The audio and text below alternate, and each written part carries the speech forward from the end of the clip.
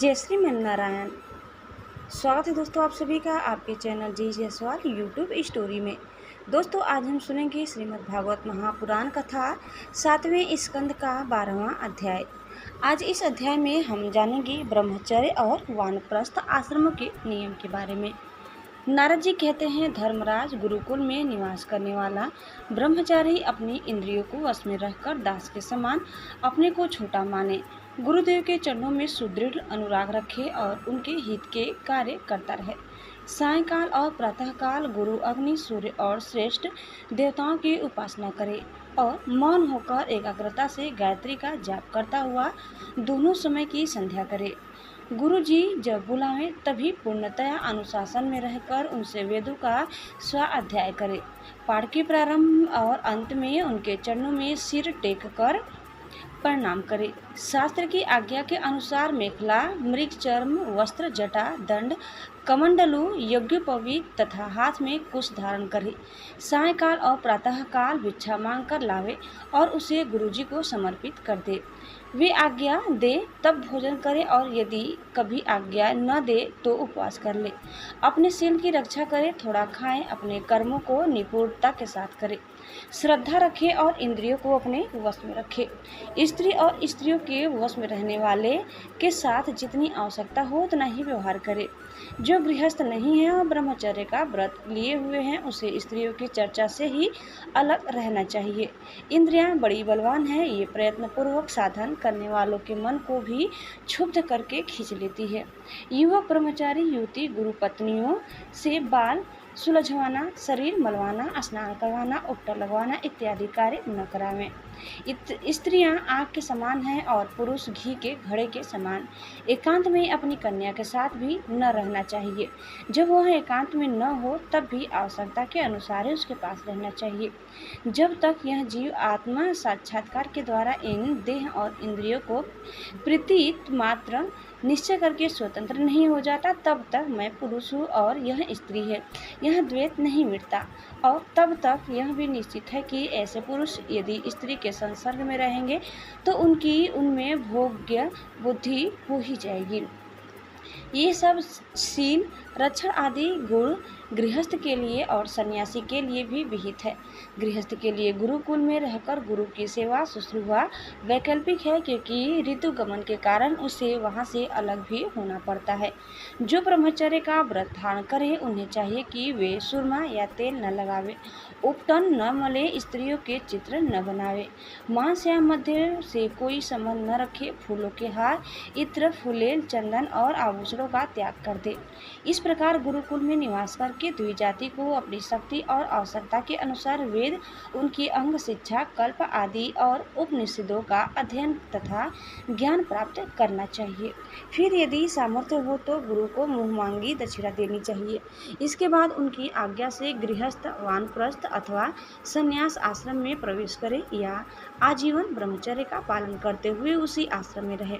यद्यपि भगवान एक स्वरूपतः सर्वत्र एक रस स्थित है, अतएव उनका कहीं प्रवेश करना या निकलना नहीं हो सकता। फिर भी अग्नि, गुरु, आत्मा और समस्त प्राणियों में अपने आश्रित जीवों के साथ वे विशेष रूप से विराजमान हैं, इसलिए उन पर सदा दृष्टि जमी रहनी चाहिए।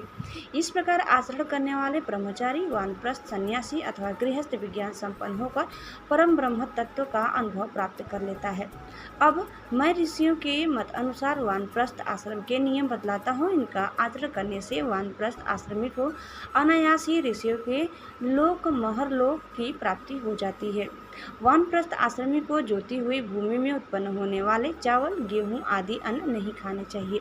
बिना जोते पैदा हुआ अन्न भी यदि असमय में पका हो तो उसे भी खाना न चाहिए। आग से पकाया हुआ या कच्चा अन्न भी न खाए।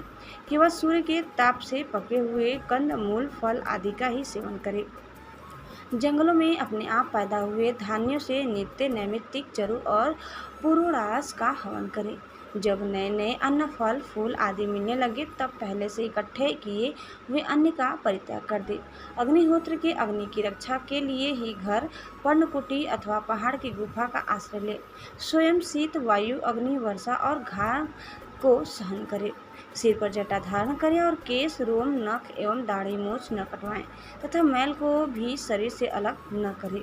कमंडलू, मृग चर्म, दंड, वलकल, वस्त्र और अग्निहोत्र की सामग्रियों को अपने पास रखें।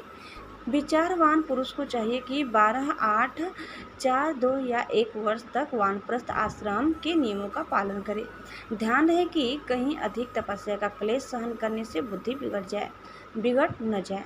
वानप्रस्थी पुरुष जब रोग अथवा बुढ़ापे के कारण अपने कर्म पूरे न कर सके और वेदांत विचार करने की भी सामर्थ्य न रहे, तब उसे अनशन आदि व्रत करने चाहिए। अनशन के पूर्व ही वह अपने आह्वनी आदि अग्नियों को अपनी आत्मा में लीन कर ले। मैंपन और मेरेपन का त्याग करके शरीर को उसके कारणभूत तत्वों में तथा योग्य भलीभांति लीन करे।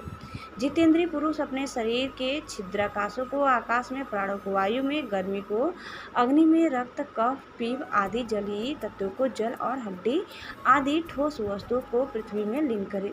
इसी प्रकार वाणी और उसके कर्म भाषण को उसके अधिष्ठात्री देवता अग्नि में, हाथ और उसके द्वारा होने वाला कला कौशल को इंद्र में, जड़ और उसकी गति को काल स्वरूप विष्णु में, रति और उपहस्त को प्रजापति में एवं वायु और मलोत्सर्ग को उनके आश्रय के अनुसार मृत्यु में लीन कर दे। स्रोत और उसके द्वारा सुने जाने वाले शब्द को दिशाओं में, स्पर्श और त्वचा को वायु में, नेत्र सहित रूप को ज्योति में, मधुर आदि रस के सहित रसनेन्द्रिय को जल में और युधिष्ठिर ज्ञानेन्द्रिय एवं उसके द्वारा सूंघे जाने वाले गंध को पृथ्वी में लीन कर दे। मनोरथों के साथ मन को चंद्रमा में, समझ में आने वाले पदार्थों के सहित बुद्धि को ब्रह्म में तथा अहंता और समता रूप क्रिया करने वाले अहंकार को उसके कर्मों के साथ रुद्र में लीन कर दे। इसी प्रकार चेतना सहित चित्त को क्षेत्रज्ञ में और गुणों के कारण विकारी सी प्रतीत होने वाले जीव को परम ब्रह्म में लीन कर दे। साथ ही पृथ्वी का जल में, जल का अग्नि में, अग्नि का वायु में, वायु का आकाश में, आकाश का अहंकार में, अहंकार का महतत्व में, महतत्व का अव्यक्त में और अव्यक्त का अविनाशी परमात्मा में लय कर दे। इस प्रकार अविनाशी परमात्मा के रूप में अवशिष्ट जो चित्तस्थु है वह आत्मा है, वह मैं हूँ यह जानकर अद्वितीय भाव में स्थित हो जाए। जैसे अपने आश्रय कंठास्धि के भस्म हो जाने पर अग्नि शांत होकर अपने स्वरूप में स्थित हो जाता है, वैसे ही वह भी उपरत हो जाए। दोस्तों, इस प्रकार कथा यही समाप्त होता है। उम्मीद करते हैं कि आपको जरूर पसंद आई होगी। आगे की कथा सुनने के लिए आप दूसरे वीडियो को अवश्य देखिए। दोस्तों, चैनल में नए हैं तो प्लीज़ लाइक, शेयर और सब्सक्राइब करना न भूलें। धन्यवाद। जय श्री कृष्णा, जय श्री मन नारायण। एक बार प्रेम से बोलिए श्री बांके बिहारी लाल की जय।